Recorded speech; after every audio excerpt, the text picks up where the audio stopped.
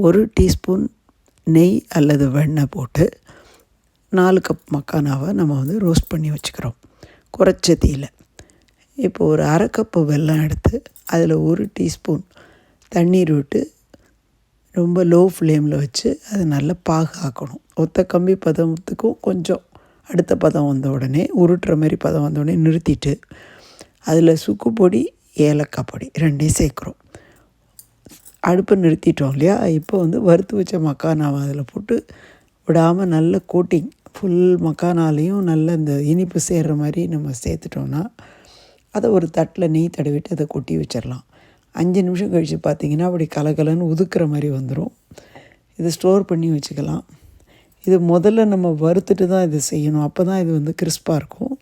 நீங்கள் அப்படியே பச்சையாக போட வேண்டாம் அதில். பட் இது ரொம்ப நாளைக்கு இது வந்து கெடாது.